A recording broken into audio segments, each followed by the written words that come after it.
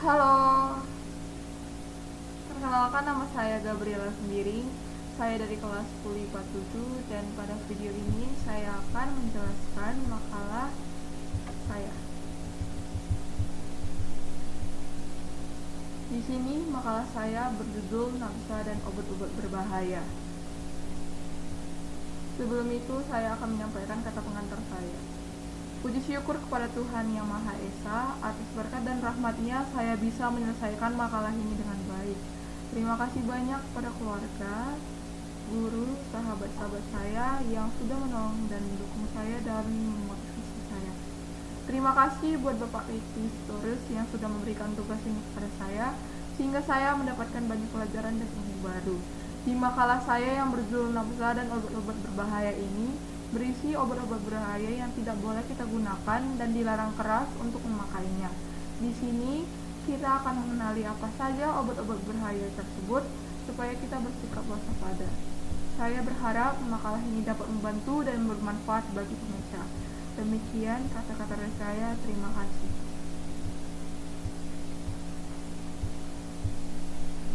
Pada bab pertama ini pendahuluan. Latar belakang.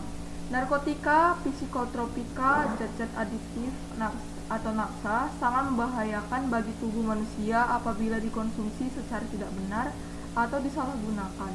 Obat digunakan untuk mengobati tubuh, bukan untuk membuat sakit tubuh.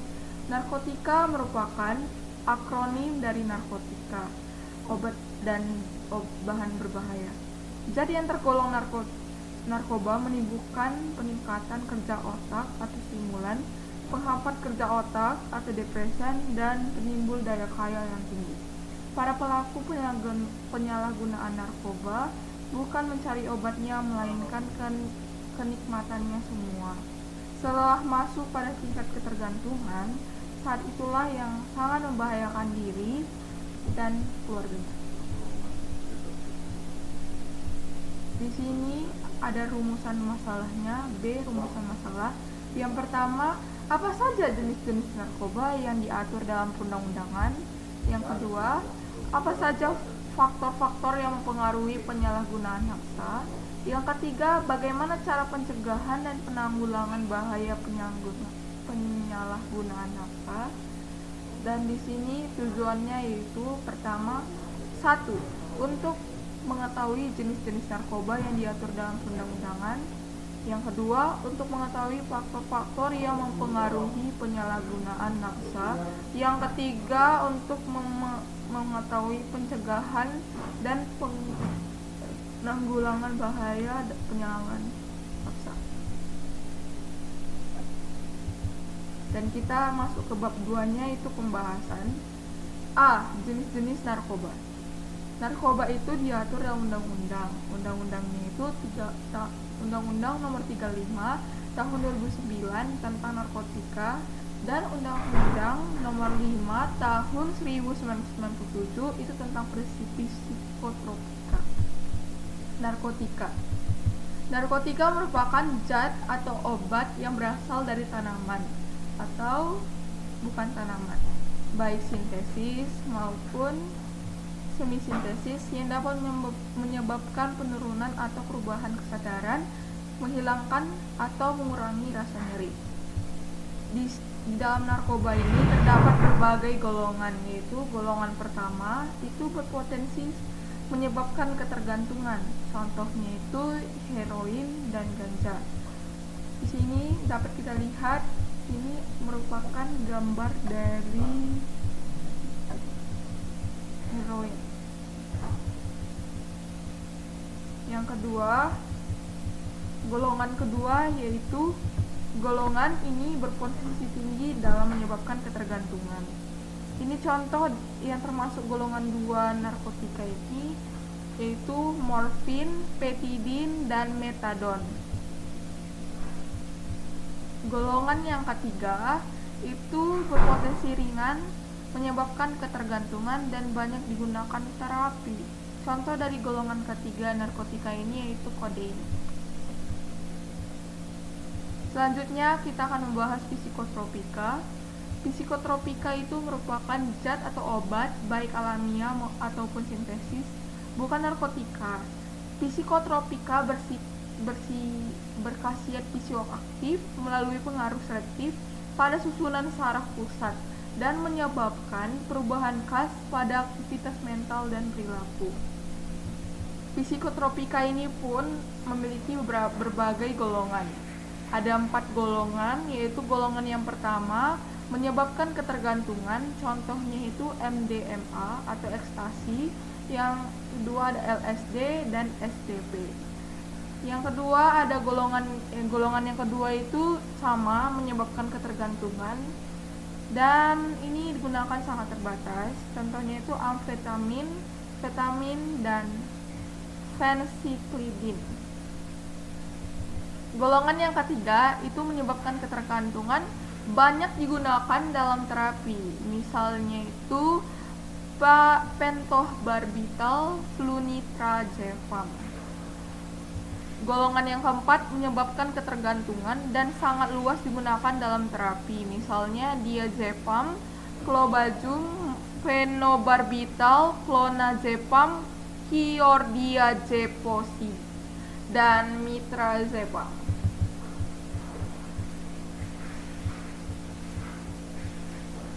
Selanjutnya ada juga zat psikoaktif lainnya. Ini contoh jenis-jenis psikoaktif lainnya itu ada alkohol, inhalansia atau solven, nikotin, dan kafein. Kafein ini biasanya terdapat dalam kopi. Yang B, faktor-faktor yang mempengaruhi penyalahgunaan nafsa. Berikut ada beberapa faktor yang mempengaruhi penyalahgunaan nafsa. Yang faktor pertama itu ada faktor individu. Faktor individu ini biasanya dimulai pada masa remaja. Hal ini disebabkan remaja sedang mengalami perubahan biologis, psikologis, dan sosial yang pekat.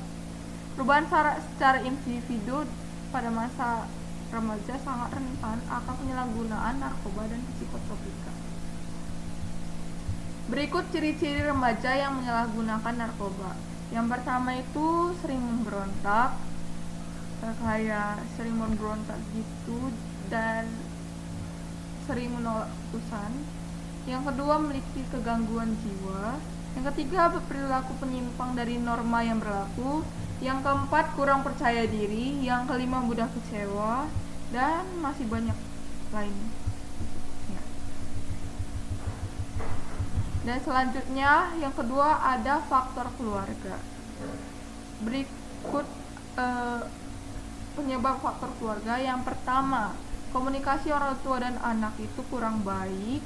Yang kedua, kurangnya keharmonisan hubungan antara anggota keluarga.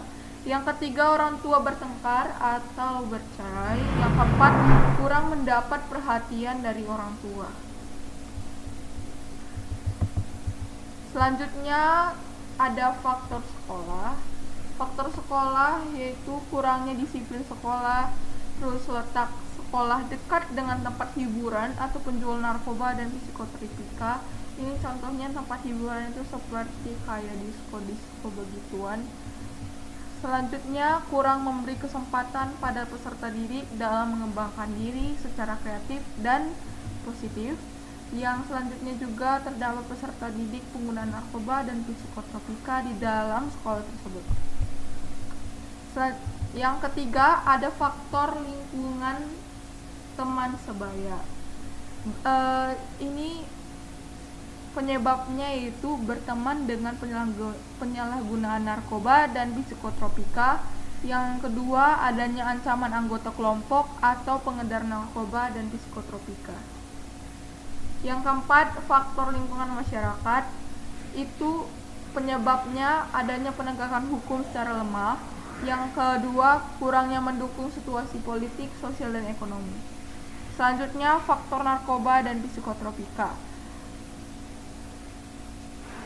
Ini penyebabnya yaitu narkoba dan psikotropika mudah didapat dengan harga terjangkau. Yang kedua, iklan minuman beralkohol dan rokok yang tertarik dicoba. Yang ketiga, narkoba dan psikotropika diyakini berkhasiat menghilangkan Yang bisa dapat saya sampaikan dari makalah ini yaitu yang masa remaja merupakan masa di mana peralihan dari anak-anak ke dewasa. Di dalam masa ini juga merupakan masa di mana anak tersebut mencari jati dirinya sendiri. Oleh karena itu, dalam masa ini butuh perhatian dari orang tua dalam membimbing anaknya ini supaya anak-anak remaja ini tidak jatuh ke dalam terjerumus dalam narkoba. Hal-hal yang bisa dilakukan sebagai kita para remaja untuk dapat menghindari hal-hal tersebut yaitu mendekatkan diri kepada Tuhan, selalu berpikir positif, mengikuti organisasi yang dapat mengembangkan diri kita. Terima kasih. Inilah kesimpulan dan makalah dari saya. Terima kasih sudah menonton. Bye-bye.